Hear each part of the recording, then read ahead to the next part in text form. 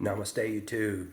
This is a kind of a prophetic flow to Charles Holtzclaw, who wrote into me about furthered inner healing. I want you to look at, if you look at Daniel 11, there's some symbolism there. So it says in verse 33 through 35, so many who have understanding, not, it didn't say the ignorant, those who have understanding shall fall. Remember, this is about your past, okay?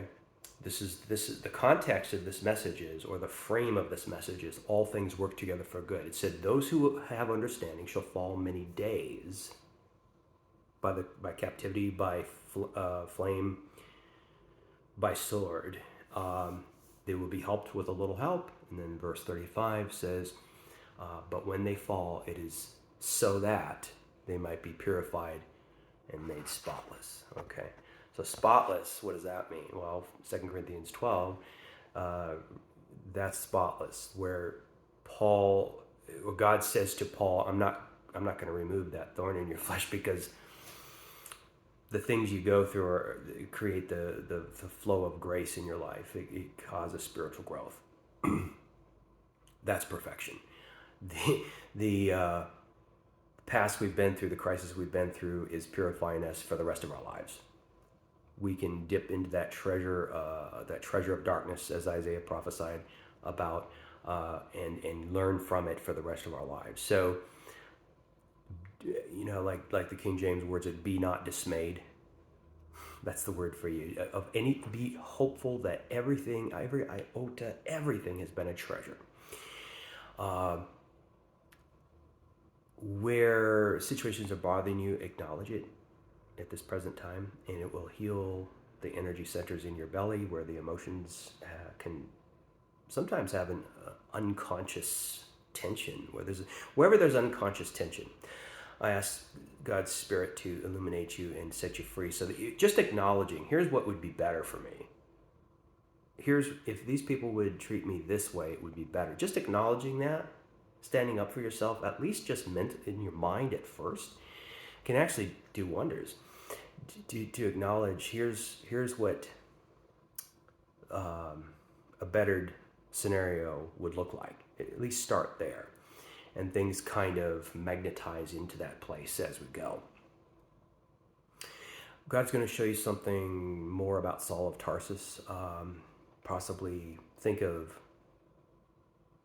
his absolute sincerity while he was obeying Torah to have Christians killed, because Deuteronomy 13 said so. So if there's people acting out, or if somebody let's say some guy that you work with, or family, or somebody online, is matching that, maybe throwing fire and brimstone at somebody, but it's probably the sincerity of their heart in their belief that that's what's needed.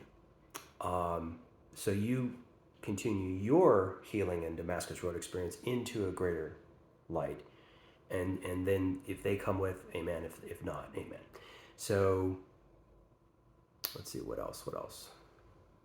Oh, think of the air currents of planet Earth, meaning spiritual air, atmospheres that are created by all the sects and denominations. Every religion, every denomination that has a following will create an air current, or a river, consciousness river, for those who bear witness to it, whether it's unhealthy people bearing witness to an unhealthy way of thinking, or healthy people, spiritually and emotionally healthy people, bearing witness to an air current going through the earth, created by a thought leader that is good to drink from or to breathe. So in other words, take the pressure, any subconscious or unconscious pressure that you've ever had on yourself, to say, oh, I have to be in the right one. I have to find the right one, the real truth. There's no such thing.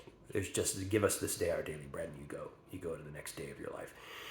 The next phase to phase to phase to phase. You bear witness to what is right for you. And so I decree over you, come together. Every part of Charles, I decree, will come together, integrate, become one. Beloved, beloved, beloved, beloved, beloved, beloved. Read Psalm 61.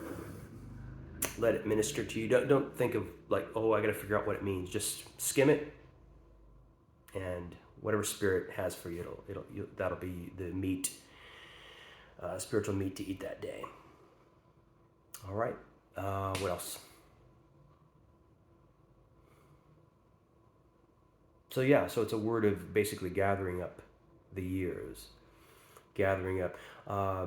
Jesus said after the fish and loaves were multiplied, and then there was still food left over, and he said, gather up the fragments. That's in the King James. Words that would gather up the fragments, that nothing be lost. So again, the word I have for you is that nothing is lost. Everything you've been through, sometimes we can live, it's like if wherever you've lived mentally, if it was like a rough-edged cavern, God is scrubbing it, making it smooth and filling it with more light so that there would be that perfect pitch of twilight.